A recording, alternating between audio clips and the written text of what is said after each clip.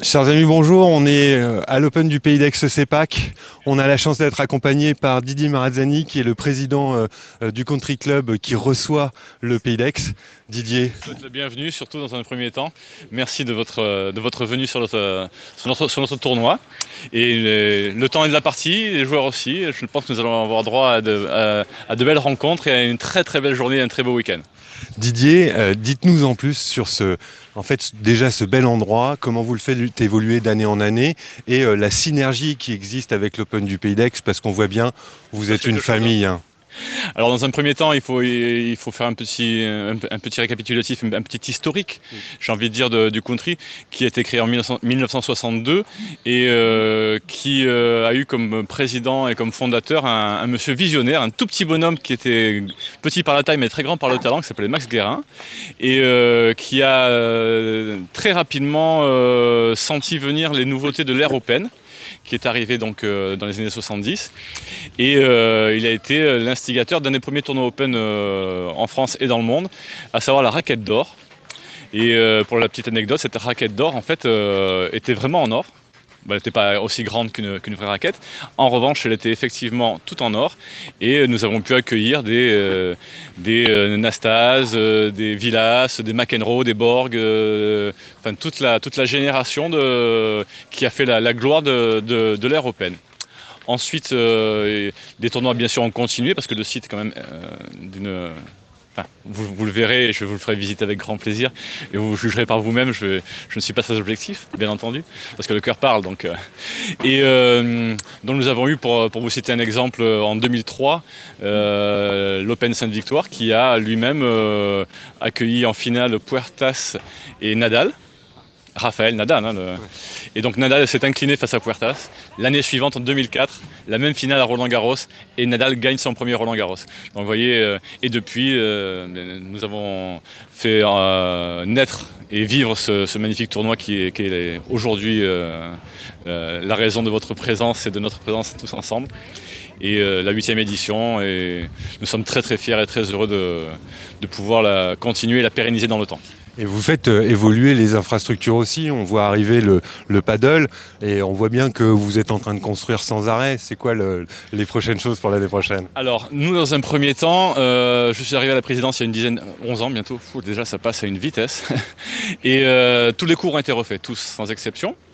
Et le but du jeu, si tant est que ce soit un jeu, c'est de continuer à maintenir nos installations dans un état de premier plan, j'ai envie de dire, et de continuer d'un autre côté à développer d'autres activités telles que le paddle par exemple, où on a le squash également. On fait des multi-activités, on a également une académie de tennis, des écoles de tennis, écoles de compétition. Enfin voilà, on prend les tennismen et tenniswomen de 3 ans jusqu'au moment où ils ont plus envie de jouer. On voit des anciens passer, hein, donc Ah bien non, non, mais sûr. nous avons une très belle clientèle senior qui est très motivée, qui est toujours là, qui répond toujours présent pour les tournois, pour tout ce qui est événements. Non, non, vraiment, on est très content de cette synergie qui existe au sein du club déjà et qui permet par rebond de faire vivre ce tournoi, d'avoir des bénévoles, d'avoir des volontaires qui sont là vraiment pour aider à tout ce qui est organisation et vie du tournoi. Une dernière question, après je vous laisse tranquille, Non, non, Didier. mais C'est avec plaisir. en fait vous êtes dans votre territoire et on l'a vu, on a interviewé les élus hier. C'est une vraie histoire qui se passe entre vous et le territoire. On ne pourrait rien faire sans eux. Et j'avoue que nous avons comme partenaires et comme interlocuteurs des personnes qui sont extrêmement motivées, extrêmement au fait de l'activité et de l'actualité sportive d'Aix et de la région. Et vraiment, sans eux, on n'aurait rien pu faire, effectivement. Bien sûr, Arnaud Clément a été quand même un lien exceptionnel par rapport à ces excellentes relations que nous pouvons entretenir avec ces institutions. Et donc, on n'hésite pas, bon, maintenant on peut moins le faire malheureusement, mais à se taper sur l'épaule et à se congratuler très chaleureusement. Et on est devenus au fil du temps des amis plus que des partenaires et des collaborateurs. Vraiment, il y a vraiment des liens d'amitié et de respect mutuel qui sont très très forts. Mais vraiment félicitations Didier, parce que c'est quelque chose qu'on a ressenti, on était là. On n'hésite pas. Merci beaucoup. Non seulement à revenir, mais également à faire vivre de votre côté ce magnifique événement. Ça sera fait. Merci Didier, à bientôt. Au revoir. Merci. Au revoir. Alors, on continue d'avancer dans le village partenaire et on va rencontrer une école qui gère c'est un groupe d'écoles pour être plus précis, et notamment ils ont un campus à Aix-en-Provence qui s'est encore agrandi cette année. Et écoutez, vous allez rencontrer la directrice du campus. On a la chance d'avoir aussi dans notre virtual room le président du campus. Et donc je suis aujourd'hui avec Camille Cros et on a la chance aussi d'avoir été rejoint par un des anciens élèves de l'école qui depuis cette année est venu entreprendre à succès, Zo, qui est le du camp DG de Saint-Thuriau, qui est installé ici et qui est un grand monsieur de l'événementiel dans l'e-sport. Donc commençons par Camille, on va être un petit peu élégant. Donc bonjour Camille. Bonjour. Alors, vous êtes la responsable de ce campus. Expliquez-nous en quoi ça consiste. Quel est votre chemin? Que cherchez-vous à faire? Alors, moi, je suis la nouvelle directrice du campus éducatif Aix-en-Provence. Je suis arrivée en juillet 2020 pour entamer une très belle histoire pour ce campus, puisque on est historique sur Aix-en-Provence. On est là depuis une vingtaine d'années, mais on n'avait que 2 ou 3 écoles sur notre campus. Et depuis, en fait, cette année, on en a développé 6 sur notre campus. Et l'année prochaine, on sera à 9 écoles.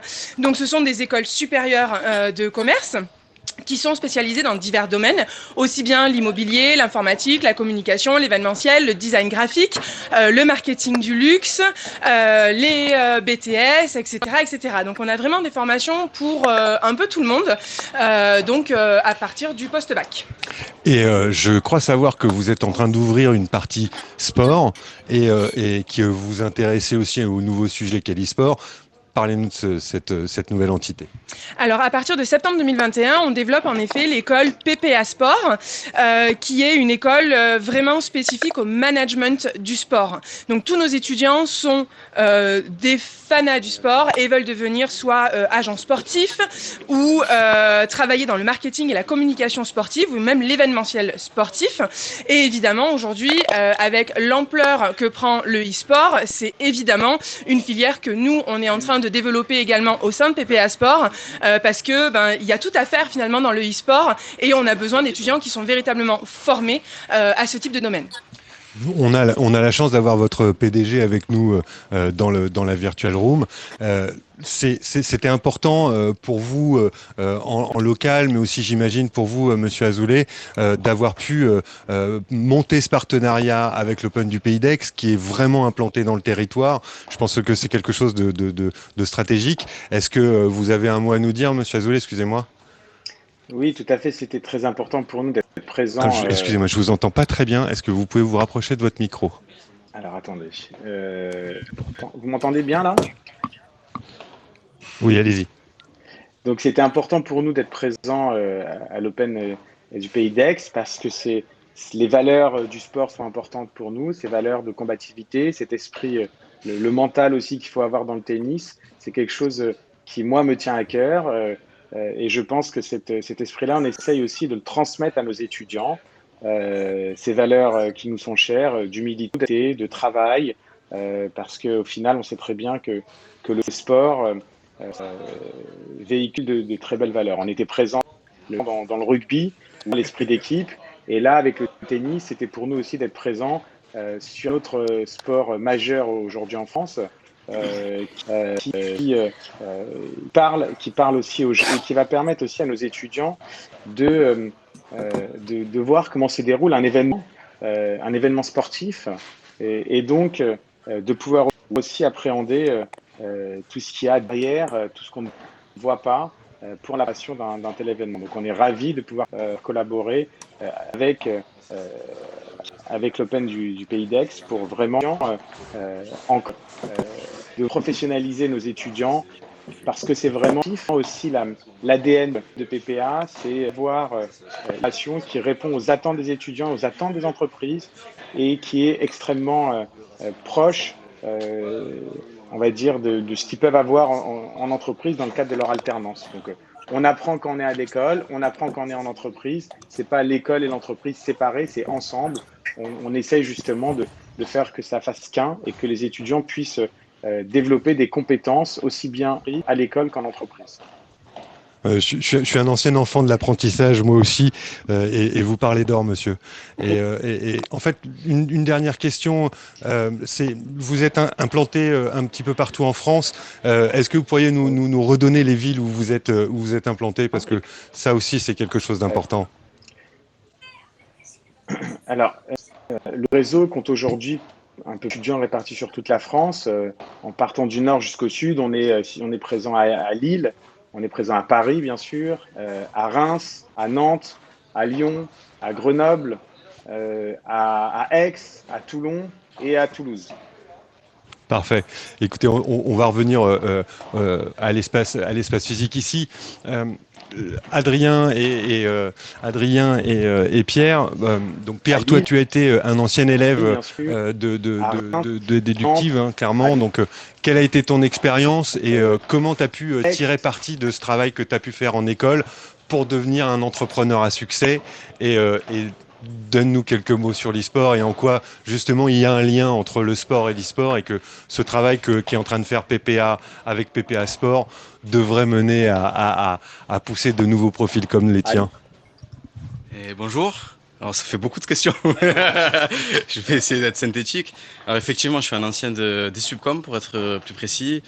Moi, j'ai appris énormément de choses là-bas et notamment où j'ai vu vraiment ma vocation d'aller vers la communication, transmettre des choses, et il s'avère qu'au final ça a été avec des événements, mais à l'époque c'était plus avec de la publicité. Et déjà quand j'étais étudiant là-bas, en alternant, j'étais aussi auto-entrepreneur et j'avais des profs qui étaient, notamment un prof qui était mon mentor à ce moment-là, Yves, si tu nous regardes, et qui m'a vraiment donné cette passion pour créer, être innovant, etc. Donc j'en garde un excellent souvenir, moi, de cette école et de tout ce que j'ai vécu là-bas. Ensuite, c'est quoi l'e-sport? Quel a été le lien avec l'e-sport et comment tu es passé de l'événementiel, justement, de cet aspect communication et comment tu as lié cette passion qui est la tienne sur l'e-sport à ton métier et comment s'est fait le passage, en fait? Alors, en fait, le passage, c'est l'inverse, ce qui s'est produit. C'est que j'ai commencé à faire de l'événementiel e-sport avant de savoir que je voulais en faire mon métier. Parce que j'ai créé une association, j'avais pas le bac, et on était une des premières assos en France à organiser des compétitions de jeux vidéo. Et je me souviendrai toujours, on fait une compétition sur Counter-Strike, on y participe avec mon équipe, on la gagne. Et je vois mes collègues, mes 4 amis qui sont trop contents d'avoir gagné les lots et tout. Et moi, j'en avais rien à faire des lots. Ce que j'étais content, c'était d'avoir organisé un événement, d'avoir rassemblé des énergies, d'avoir fait quelque chose qui techniquement fonctionnait, que tout le monde s'était régalé, etc. Et c'est ce jour-là où je me suis dit, ok, il y a un truc que je kiffe. Et c'est bien plus tard que j'ai compris que ça pouvait être mon métier, parce qu'à ce moment-là, c'était pas un métier, en fait, de travailler dans l'e-sport. C'était un mot qu'on disait assez timidement et on le cachait presque à nos parents ou aux élus ou aux médias, alors qu'aujourd'hui, tout le monde vient nous poser la question. Donc la tendance est un peu inversée, quoi. Et en plus, tu restes implanté dans ton territoire, ce qui est plutôt pas mal. Mais on discute effectivement et avec l'Open du Pays d'Aix et avec l'école PPA Sport, bien évidemment, à imaginer pour le prochain opus de l'Open du Pays d'Aix-CEPAC un événement autour de l'e-sport. Bien évidemment, votre arrivée, Camille, va nous permettre d'avancer et de travailler avec les étudiants. Ce qu'on remarque, c'est que ce soit ton histoire ou même celle d'Adrien, vous avez en fait mis les doigts dans le cambouis, acquis des compétences, qu'elles soient techniques, qu'elles soient organisationnelles, vous gérez des budgets. Et en fait, de cette activité qui n'était pas professionnelle, vous avez construit une vraie entreprise, une vraie activité. Et aujourd'hui, je pense que les entreprises ont identifié que ces compétences sont les compétences attendues demain. Notamment cette capacité d'apprentissage en autonomie face à digital, d'être capable de construire soi-même, ça c'est quelque chose qui est vraiment particulier. Donc je pense que ça c'est quelque chose que vous allez devoir préparer et que vous allez regarder avec attention, Camille. Bah, c'est quelque chose qu'on va regarder avec intention, mais c'est aussi quelque chose qu'on favorise déjà dans l'apprentissage de nos étudiants, parce qu'en fait, tout ce que vous venez de décrire dans le e-sport, c'est la curiosité des étudiants à aller chercher la réponse quand on l'a pas, à apprendre en autonomie. Et nous, c'est quelque chose qu'on valorise énormément et qu'on pousse nos étudiants à faire, parce que un bon étudiant, c'est pas seulement quelqu'un qui va apprendre ses cours et faire une bonne alternance, être un bon employé au sein de son entreprise, mais c'est quelqu'un qui va chercher à se dépasser et aller chercher la réponse par soi-même quand le tuteur est trop occupé ou quand le prof à 30 étudiants et que des fois, on ne peut pas traiter toutes les questions. Et donc, cette curiosité dont on fait preuve, Adrien et Pierre, je pense que c'est vraiment vital aujourd'hui. Cet apprentissage en autonomie, c'est juste la clé aujourd'hui pour être un professionnel hors norme, comme ils sont en train de nous le prouver. Adrien, une dernière question pour toi. C'est pareil, toi tu es arrivé dans le monde de l'e-sport en étant un acteur, hein, en étant streamer, en organisant les premières équipes. Vous vous êtes associé avec Pierre. Aujourd'hui, comment vous voyez votre environnement? C'est-à-dire, est-ce que justement les collectivités territoriales, les marques ont identifié ce qui est en train de se passer dans l'e-sport et est-ce que ça va vraiment apporter de nouvelles solutions et qu'est-ce que ça va changer en fait dans les territoires? Alors effectivement, je pense que les marques perçoivent de plus en plus l'enjeu que l'e-sport représente. Et vous en avez parlé tout à l'heure, il y a la professionnalisation des jeunes, et moi je travaille dessus.